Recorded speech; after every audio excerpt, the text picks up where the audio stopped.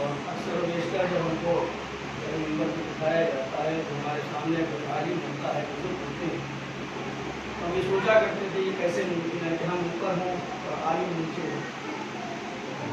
बड़ा परेशानी होती थी कि हम ऊपर और आलिम नीचे।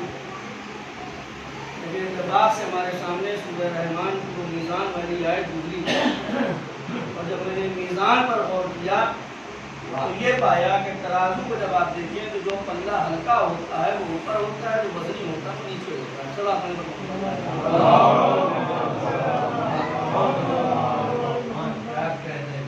बेहतर सवाल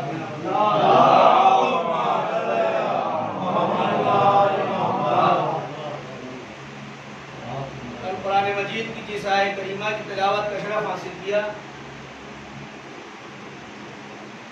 सूरह बकरा मशहूर मारूफ सूरा, उसकी आयत नंबर 152, जिसमें अल्लाह रब्बुल इज्जत इरशाद फरमाता है फज़कुरूनी, और मेरा जिक्र करो, फज़कुरूनी अज़कुरकुम, ताकि मैं तुम्हारा जिक्र करूं, वशकुरूली, और शुक्र अदा करो, वला तकफुरून, कुफराने नेमत मत करो।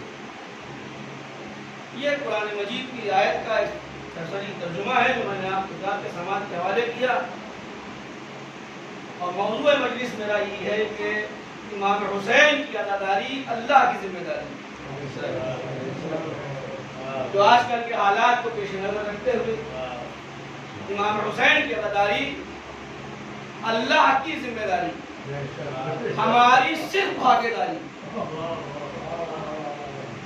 हमारी सिर्फ भागीदारी। ज़हनों में ये नहीं आना चाहिए कि हमारी बदौलत अदादारी है, इसलिए कि बदौलत अगर जिसके होगी तो जिसके बदौलत हुई वो अफजल हो गया। अल्लाह ने कहा है जिस आयत करीमा की तिलावत का शरफ हासिल किया, मुसलमानों से पूछिए कुरान है किसका, तो हर आदमी कहेगा अल्लाह का है। तो क्या आपको अल्लाह मियां ने पहुंचा दिया? कहा नहीं, हुजूर के जरिए आया। मुसलमानों का हर फिरका इस बात की तायद करेगा कि कुरान बज़रिए हुजूर दुनिया तक आया। पूरी तवज्जो के साथ चंद मिनट की रहमत। किसी मुसलमान ने कभी किसी मलक को हुजूर के पास आते हुए नहीं देखा। मुसलमानों का सारा ईमान गैब पर है, पूरी तवज्जो के साथ। मुसलमानों का सारा ईमान गैब पर है। मुसलमानों से पूछिए आपने किसी फरिश्ते को देखा है? कहा नहीं देखा। जिब्राइल को देखा? कहा नहीं देखा। मानते क्यों है? कहा हुजूर ने कहा। हुजूर ने कहा। हद यह है कि मुसलमान जो उस वक्त मुसलमान नहीं था, कलमा जब नहीं पढ़ा था, अपने देखे हुए खुदा को अपने हाथों में लिए हुए था। अपने देखे हुए खुदा को अपने हाथों में लिए था। हुजूर ने कहा ये खुदा नहीं है, खुदा वो है जिसको तुम नहीं देख रहे हो। लोगों ने अपने देखे हुए खुदा को किनारे फेंका, हम देखे खुदा पर ईमान लाए। हम देखे खुदा पर ईमान लाए। किसी मुसलमान ने खुदा को नहीं देखा, फरिश्ते को नहीं देखा। आदम की खिलकत किसने देखी? किसी ने नहीं देखी। बयान ऐसे करते हैं जैसे मौके पर मौजूद थे। पूरी खिलकत बयान करते हैं कि ऐसे हिले और ऐसे सजदा हुआ और ऐसे इनकार हुआ। किसने बताया? ये कहा हुजूर ने बताया। अच्छा जन्नत देखी आपने? कहा नहीं देखी। बयान ऐसे होता है कि जैसे अपनी जन्नत की सैर करके आए। इधर नहर है दूध की और इधर नहर है शहद की और सामने जो है वो फूल है, बाग है, बगीचे हैं, हूर है। सारा नक्शा ऐसे खींचते हैं कि जैसे अभी जन्नत को देख के चले आ रहे हैं। किसने बताया? का हुजूर ने बताया। अच्छा जहन्नम देखी आपने? कहा अल्लाह ना करे। लेकिन बयान किस तरह से? और बयान तो छोड़ दिए, जन्नत मुसलमान बांटता भी बहुत फ्री में। जरा से किसी से इख्तलाफ हो जाए जहन्नम में जाओगे। अपनी जन्नत पक्की नहीं, दुनिया को जहन्नम बांट रहे।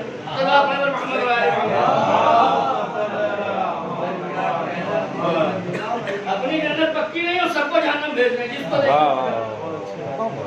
अलबरत मुसलमानों ने फरिश्ते को देखा, ना खुदा को देखा, ना आदम की खिलकत देखी, ना जन्नत देखी, ना जहन्नम देखी, पर मानता हर शय को है।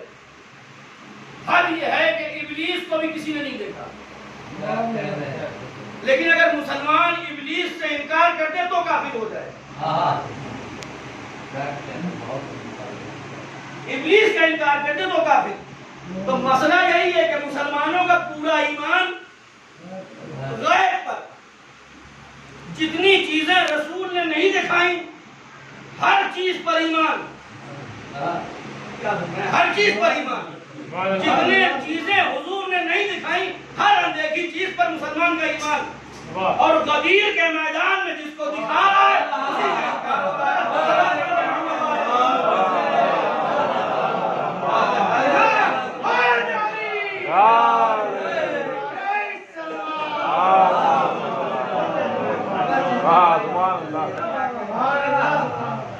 गदीर के मैदान में जिस चीज को रसूल दिखला रहे मुसलमान उसी का इनकार कर रहा है। हर आयत मुसलमानों के पास जो है वो हुजूर के जरिए। तो अब हुजूर से ही इसका तर्जुमा पूछिए कि फज़्कुरूनी अज़्कुरकुम, अल्लाह कह रहा तुम मेरा जिक्र करो मैं तुम्हारा जिक्र करूंगा, और शुक्र अदा करो, कुफरान नेमत न करो। तो या रसूलुल्लाह ये आयत किसके लिए है? इसलिए कि हर नबी बात पर फजीलत रखता है, नबी बराबर नहीं, इंसान बराबर नहीं। तो आखिर ये आयत किसके लिए? क्या हम लोगों के लिए है? का हर चीज की अपनी एक कैटेगरी होती है। अल्लाह ने जिनके जिक्र को पसंद किया, अल्लाह ने जिनके जिक्र को पसंद किया उनके जिक्र को अपने जिक्र में शामिल कर लिया। अल्लाह ने जिनके जिक्र को पसंद किया उनके जिक्र को अपने जिक्र में ऐसे शामिल किया कि जब तक उनका जिक्र ना करो अल्लाह अपना जिक्र कबूल नहीं करता।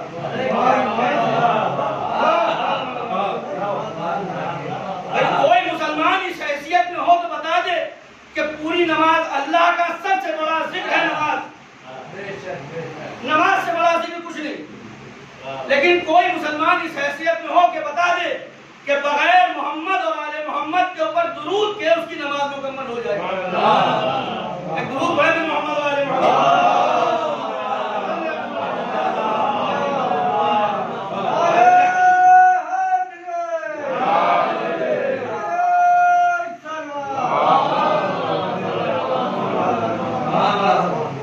अल्लाह ने जिसके जिक्र को पसंद किया उसके जिक्र को अपने जिक्र में शामिल किया।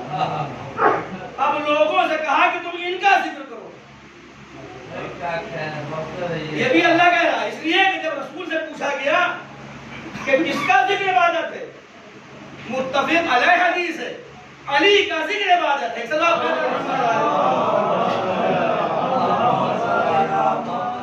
तुमने इन्हीं कहा कि नमाज इबादत है, रोजा इबादत है, अली का जिक्र इबादत है। मालूम है कि अहले बायत का जो जिक्र करता है वो लायके जिक्र हो जाता है। ये है वो हज़रात कि जिनका जिक्र करो। और शुक्र नेमत, जब हम फर्श आज़ा पर आए तो ये नेमत है। और अल्लाह अपनी नेमत हर अहले गैरे को नहीं देता। नेमत और दौलत में थोड़ा सा फर्क है, लेकिन कितना तशरीफ फरमाए इस्लाहन में अपने मुझे अर्ज कर रहा हूँ। दौलत उस शय को कहते हैं जिसको हम और आप अपनी मेहनत से, मशक्कत से, मजदूरी करके, दुकानदारी करके, एक नंबर से, दो नंबर से, किसी तरह से जो चीज इकट्ठा कर ले वो होती है दौलत। लेकिन नेमत अल्लाह अपने खास बंदों को अता करता है। देखिए दौलत खर्च करके आप चांद पर जा सकते हैं। दौलत खर्च करके आप चांद पर जा सकते हैं, ये है दौलत।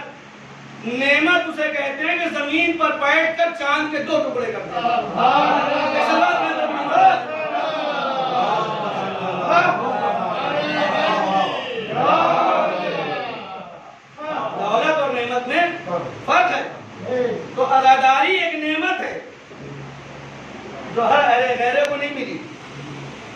अल्लाह ने खास लोगों को चुना और उनको ये नेमत अता की। तो जो इस फर्श अज़ा पर आकर शुक्र अदा करता है वो अल्लाह का खास बंदा, और जो इस फर्श अज़ा के मुखालिफ खड़ा होता है खुदा का उस पर अज़ाब नाज़िल होता है। ये फर्श अज़ा है। आजकल के जो आजकल के हालात है, मुख्तसर सी बात, नौजवानों का मजमा है, आजकल के जो हालात हैं सबके पेश नजर है किस तरह से इस जिक्र को रोकने की कोशिश की जा रही है। और ऐसा नहीं है कि आज ही हो रहा है, इनके जमाने से ही होता है। अच्छा, आप लोग पूछते हैं साहब ये क्यों है, आखिर अल्लाह जालिम को खत्म क्यों नहीं करता? तो भाई अगर रात ना हो दिन का पता कैसे चले? बीमारी ना हो तो सेहत का एहसास कैसे हो? हर आदमी मास्क लगा के टहल रहा है, देख कोई नहीं पा रहा है कोरोना क्या है। यहाँ भी दिख नहीं रहा, लेकिन हर आदमी एहतियात के साथ, क्योंकि मर्ज हमारे जिस्म को पहुंचेगा, हमारा जिस्म नुकसान कर जाएगा। तो मालूम ये हुआ कि अगर मर्ज ना हो तो सेहत का एहसास नहीं, रात ना हो तो दिन का एहसास नहीं, उसी तरह से अगर जालिम ना हो तो मजलूम का एहसास नहीं।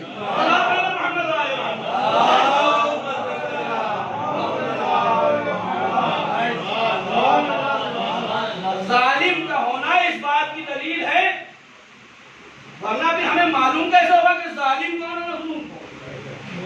तब तक जालिम के जुल्म को नहीं देखेंगे तो मजलूम की पहचान कैसे होगी? तो ये अज़ादारी अल्लाह की जिम्मेदारी, और हमारा काम यह है कि हम इसको सिर्फ एक भागीदारी के तरीके से अंजाम देते रहे, इसके मालिक व मुख्तार न बने। पर आज हम मालिक व मुख्तार बनने लग जाए।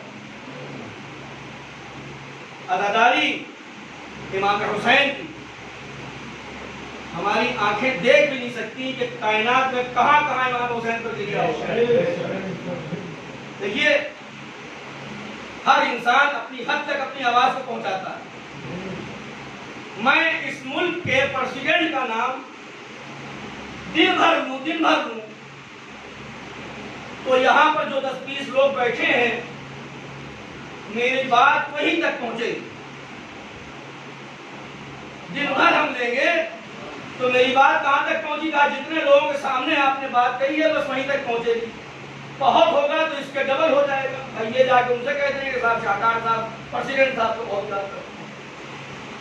लेकिन अगर मुल्क के प्रेसिडेंट ने एक मरतबा मेरा नाम ले लिया पूरा मुल्क मुझे पहचान जाएगा।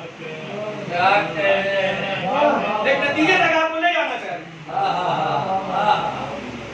मुल्क के प्रेसिडेंट ने अगर एक मरतबा मेरा नाम लिया पूरा मुल्क मुझे पहचान जाएगा। अब यहाँ पर इस नतीजे को आप ले लें, जो दुनिया कहती ये कैसे कि जहाँ पर अल्लाह अकबर नहीं होता वहाँ या हुसैन कैसे होता है। भाई इमाम हुसैन की जहाँ तक हद थी, जहाँ तक इमाम मजलूम की हद थी, इमाम मजलूम करबला ने अल्लाह को वहाँ तक याद किया। अल्लाह कह रहा तुम मेरा जिक्र करो मैं तुम्हारा जाकिर बनूं। जहाँ तक मजलूम करबला की हद थी, मजलूम करबला ने अल्लाह को वहां तक याद किया। अब अल्लाह की कहां तक हद है? अरे वाह, अल्लाह ने कहा या हुसैन तो पूरी दुनिया से या हुसैन मोहम्मद वाले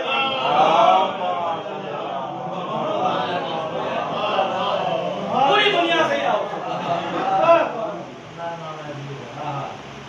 अल्लाह की हद का कोई अंदाजा लगा सकता है?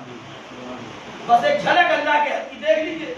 एक झलक है छोटी सी मेराज की, जहां पर जिब्राइल भी कहता नजर आ रहा या रसूलल्लाह अब अगर इसके आगे मैं बढ़ा, ये अल्लाह के हद की एक झलक है। सल्लल्लाहु अलैहि वसल्लम। ये अज़ादारी अल्लाह की जिम्मेदारी। हमारा काम यह है कि इसको, ये अज़ादारी एक मिशन है, जिद नहीं है। करबला में इमाम हुसैन मिशन लेके आए थे, जिद लेके नहीं आए, मकसद लेके आए। अगर बात जिद की होती तो करबला 4 मुहर्रम को फतह हो गई। जब यजीद की फौज ने आके खैमे हटाने चाहे तो किसी की इतनी जुर्रत नहीं थी कि गाजी की खींची हुई लाइन को पार कर जाए।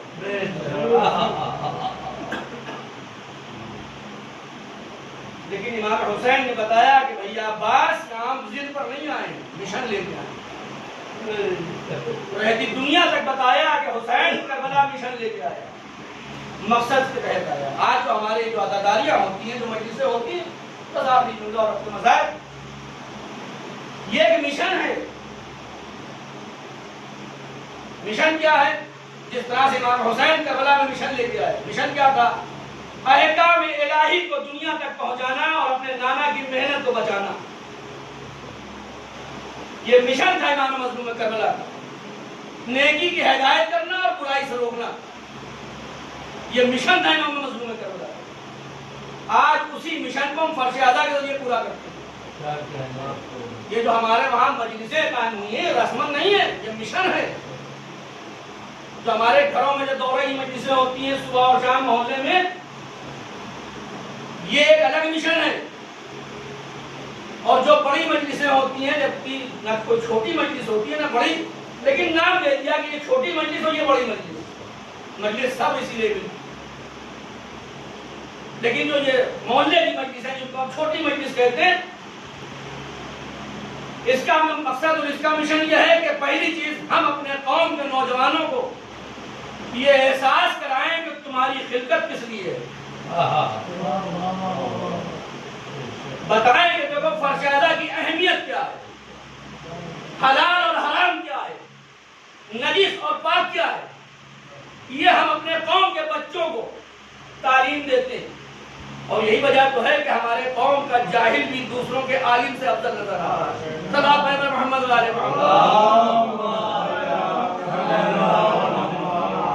ये है घर का मिशन, अपने घर का मिशन।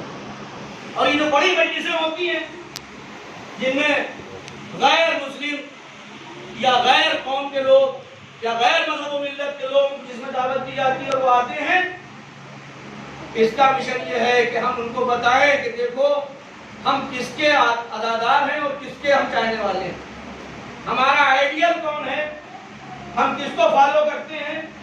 जब हम अपने उन कैरेक्टर्स को उनके सामने पेश करते हैं पूरी तवज्जो के साथ, जब हम अपने उन कैरेक्टर्स को जिनको हम फॉलो करते हैं, जब उन गैर के सामने उन कैरेक्टर को हम पेश करते हैं, तो फिर वो जब उस फर्शियादा से उठते हैं, उठने के बाद अपने वहां जाते हैं और अपने वहां उन कैरेक्टर को ढूंढना शुरू करते हैं। नतीजे में एक बात पहुंच रही, जब वो अपने वहां उस कैरेक्टर को ढूंढने की कोशिश करते हैं और जब उनके वहां वो कैरेक्टर नहीं मिलता, तो दोबारा जब इस फर्शियादा पे आते हैं तो अली वलीउल्लाह कहते हुए उठते हैं। मोहम्मद वाले मोहम्मद। अब तो ये हाल नहीं रहा, वरना हम लोग बचपने में भी हम लोग ये सुनते आए कि अक्सर और बेशतर मुहर्रम के दरमियान पूरा कबीला शिया हुआ। क्यों? क्योंकि पहले हम मिशन के तहत काम करते थे और वो मिशन हमारा होता था अहले बैत की बात को दुनिया तक पहुंचाना। अब हम अपने मिशन से हट गए, तो अब नतीजा ये है कि अब जो शिया फर्श पर बैठता है वही जब उठता है तो खुद शिया नहीं रहता, वो फिरकों में बढ़ जाता है, इस मौलाना के उस मौलाना के।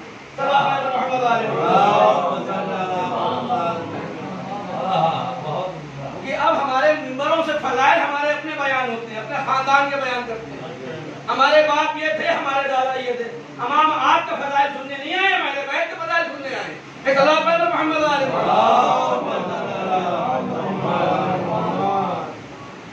ये है अल्लाह की जिम्मेदारी, इमाम हुसैन की जिम्मेदारी। इस अदादारी की अहमियत को हम समझे क्या है। खुदा की कसम आज 9 मुहर्रम हो,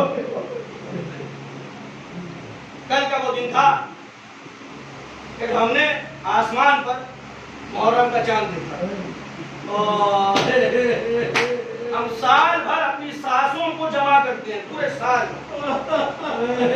अपनी सांसों को जमा करते हैं कि परवरदिगार इन सांसों को हमारे उस वक्त तक महफूज रखना कि जब हम इस फर्श अज़ा पर बैठकर हुसैन का गम मना लें और उसके बाद तुम मुझे बुला ले, हमारी जिंदगी कामयाब। हमारी सांसें इसीलिए जमा होती है, हमारी जिंदगी का मकसद है अज़ाए हुसैन। दुनिया क्या रोकेगी? जिक्र हुसैन। दुनिया क्या रोकेगी? जिक्र हुसैन। एक वाकया मिलता है, एक ज़ईफा थी, हर साल वो अपने घर में फर्श अज़ा बिछाती थी और उसका एक जवान बेटा था, वही उसकी दुनिया थी। एक साल मुहर्रम से कुछ दिन पहले उसके बेटे का इंतकाल हो जाता है। तो ज़ईफा का अमल यह था कि रोजाना नमाज सुबह के बाद उठती थी, नमाज सुबह के बाद उठती थी और नमाज से फारिग होकर वो कब्रिस्तान चली जाती थी और सारा दिन अपने लाल की कब्र में बैठ के गिरिया करती थी। और मगरिब के वक्त वो अपने बच्चे की कब्र से उठती थी और अपने घर आ जाती थी। ये उसका रोज का मामूल था। एक दिन वो ज़ईफा जब अपने बच्चे की कब्र से मगरिब के वक्त उठी तो उसकी नजर आसमान पर पड़ी, देखा मुहर्रम का चांद नमूदार होगा। जैसे ही उसने मुहर्रम के चांद को देखा अपने लाल की कब्र की तरफ मुखातिब हुई और एक जुमला कहा, मेरे लाल आज के बाद अपनी इस माँ को माफ कर देना, इसलिए कि अब ये तेरी माँ उस पर रोएगी जिसकी करबला में माँ नहीं थी।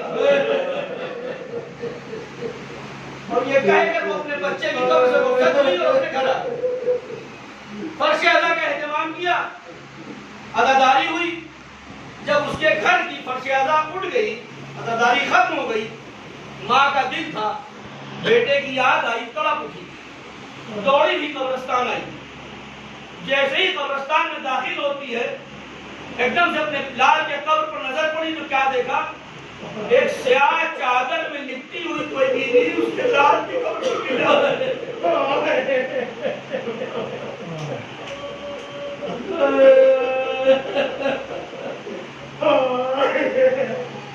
आंखों को चोड़ा पहुंची है बीवी, आंखों को गलतफहमी हो गई। ये मेरे लाल की कब्र है, आपके लाल की नहीं है। लेकिन वो मुआज़मा लगातार गिरिया उतारी करती। जब इस ज़ईफा ने ज्यादा इसरार किया, एक मरतबा वो मुआज़मा इस ज़ईफा की तरफ मुखातिब हो गई, कहती है, ज़ईफा मुझे मालूम है कि तेरे लाल की कब्र है, मेरी बीवी फिर आप गिरिया क्यों कर रही है? सुने शब आशूर है, हमारा दिल यूं भी इस वक्त गम से भरा हुआ, हमारे सीने इस वक्त मातम से खाली, क्योंकि हम आज की रात मातम किया करते सारी रात एक इमाम पौने से दूसरे इमाम पौने में जाके गिरिया किया। साल हमारे अरमान हमारे दिल में रहेगा। वो मुअज़्ज़मा कहती है, ज़ईफा ये तेरे लाल की कब्र है, मेरे लाल की नहीं है। लेकिन ज़ईफा जिस दिन से तू अपने बेटे से ये कह के गई है कि आज के बाद तेरी कब्र पर ये माँ रोने नहीं आएगी, बल्कि उस पर रोएगी जिसकी माँ करबला में नहीं थी, उस दिन से ये करबला की माँ तेरे लाल की खुदा किसी को मिला सिवाय सही शोधा मसाइल तारीफ मिलता कि आज शब आशूर है। जैसे आज की शब रोने के लिए किसी मसाइल तसव्वुर ये कि आज शब आशूर है। साले आइंदा पता नहीं हम में से कौन किस फर्श अज़ा पर हो। सिर्फ इतना तसव्वुर कर लें कि आज की रात अभी ज़ैनब के सर पर रिदा बाकी, अभी सकीना के कानों में गोशवारे बाकी। अल्लाह की कसम, रोने के लिए सिर्फ तसव्वुर कर शब आशूर आज की तारीख से मुनासिबत से जो वाक़या मिलता है तो सुने और मजलिस का तारीख में यही मिलता है कि शब आशूर इमाम मज़लूम करबला ने अपने चाहने वालों को इकट्ठा किया और अपने खैमे में इकट्ठा करने के बाद अपने चाहने वालों से मेरा आका कहता, देखो ये जो फौज आदा है ये हुसैन के खून की प्यासी, तुम्हारे खून की प्यासी नहीं। मैं हुसैन इब्ने अली तुम पर से अपनी बैत को उठाता हूँ, तुमको आजाद करता हूँ, तुम जहाँ जाना चाहो चले जाओ। कोई भी हुसैन का मददगार इमाम हुसैन को छोड़कर नहीं। इमाम मज़लूम करबला ने एक अमल अंजाम दिया, जो चिराग रोशन था उसको बुझा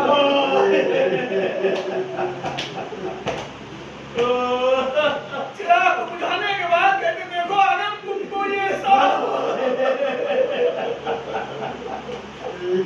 हुसैन के सामने से न जाने में शर्मिंदगी का एहसास है, तो ना हुसैन ने चिराग को बुझ कर दिया।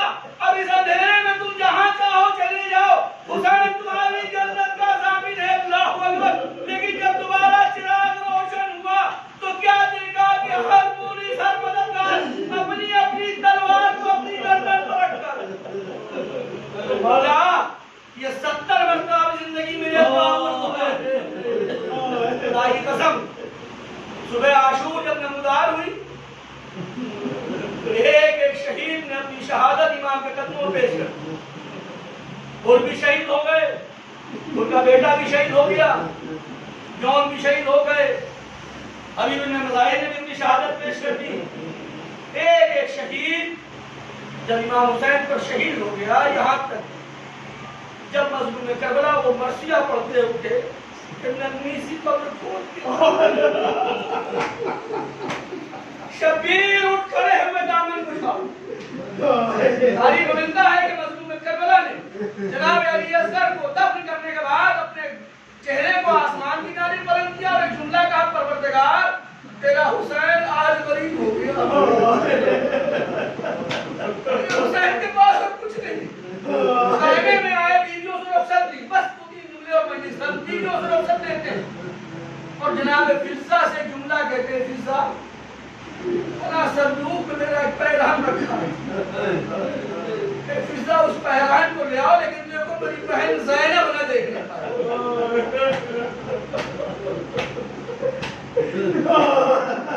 जनाब फिज़ा उस पैगाम को लेके आती, जनाब ज़ैनब की नजर पड़ी, फिज़ा क्या ले जा रही? शहजादे ने पूछा फिज़ा क्या है? जब जिद की तो फिज़ा ने सामने रख दिया, जैसे जनाब ज़ैनब ने देखा, ए फिज़ा ये गोली कहती है कि मेरे भाई का कफन लिखा है।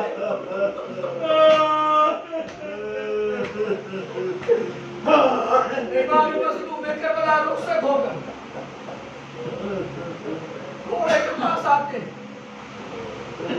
कहते हैं कि हुसैन जब के चले बाद दोपहर तक न आसरात कोई शाहिद बनाई, सकीना छाड़ रही थी अबा के दामन को और हुसैन चुपके खड़े थे झुकाए गर्दन को। न आसरात कोई शाहिद बनाई को, अरे फकत बहन ने किया था सवाल। हुसैन रुखसत होते हैं, बस आखिरी जुमला मजलिस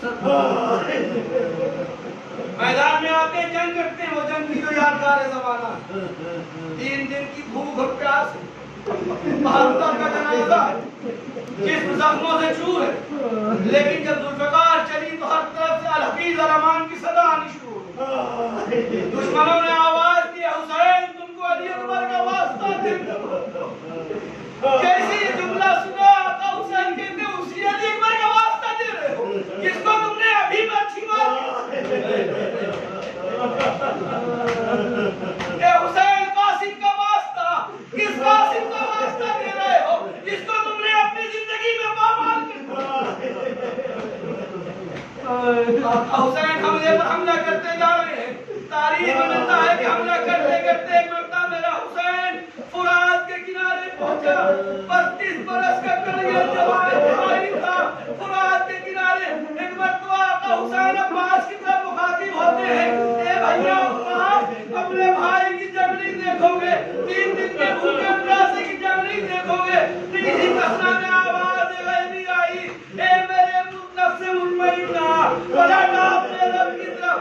वो तलवार में आन में जाती है कि भागी ही फौज हर तरफ से हमले होने शुरू हो गए, तीर और तलवार के हमले, नेज़ों के हमले। लाला भी निकला जिसके पास कुछ न था, उसने करबला के ऊपर से खाक उठाई, इमाम मज़लूम की जानिब देखना शुरू किया। अब पूरी शहादत पढ़ने की अब ताकत भी नहीं, बस आखिरी जुमला तारीख में यही मिला कि जब एक मर्तबा मज़लूम में करबला जमीन पर आते हैं, करबला की जमीन को जलजला आया।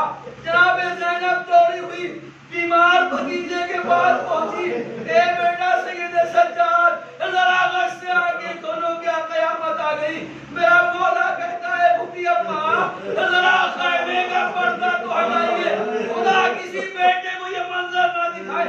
जनाब सैयद सज्जाद ने क्या देखा, नौ के नेज़ा पर मज़लूम इमाम का सर है। जनाब सैयद सज्जाद कहते हैं अस्सलामु अलैका या अबा अब्दुल्लाह। ए भूखी अम्मा हम यतीम हो गए, आप बीमारी